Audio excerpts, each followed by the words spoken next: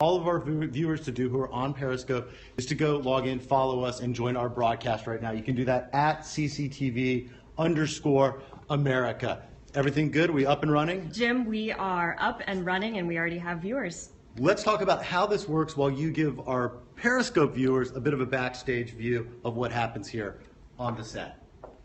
So, Rachelle, we put together a video earlier that I made broadcasting myself earlier when I walked to lunch. So you log in using your Twitter credentials. Periscope is owned by Twitter, and then when you're watching this, you can choose any of these thousands of things that are going on. It uses the camera in your phone. You can flip it around and shoot yourself, or flip it back and shoot people, whatever you see. You'll see messages like this that pop up throughout your broadcast. This is how people can interact with you. And if you're doing something that people like, take a look right there. See those hearts? Hearts will pop up. People have a set number of hearts that they can use per broadcast. Elizabeth, are we getting any comments at this point, or hearts? We're getting plenty of hearts. We have one person that says, "Hi, Jim." Hello back to you on Periscope and on TV. Rachelle?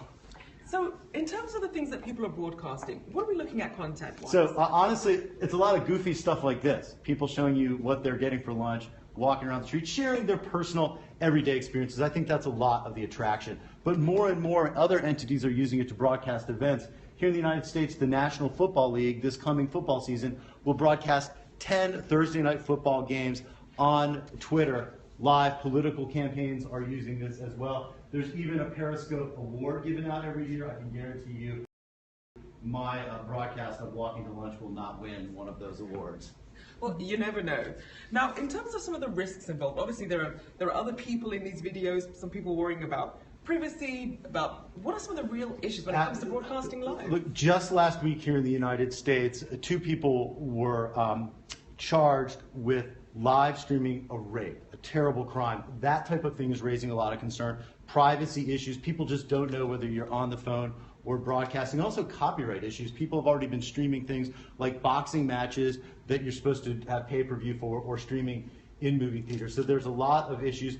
Basically, these sites rely on users to report any kind of abuse that's going on. A lot of the critics of this say that that's just not enough oversight. There is no entity that is policing these sites.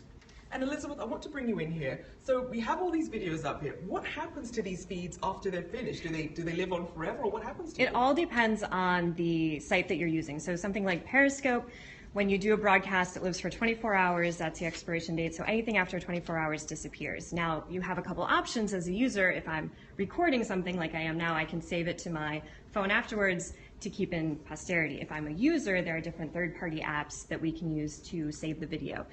Things like Facebook Live, however, those do not have an expiration date, so you would have that forever. These issues of these videos disappearing on Periscope is something that law enforcement officials are concerned about. If a crime is recorded either on purpose or even by accident, they have a narrow window to get it and use it as evidence.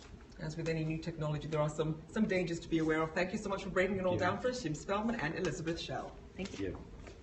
Well, live streaming sites are taking off in China, and that's thanks to its nearly 700 million internet users. According to the culture ministry, roughly 200 million users watch content on streaming platforms.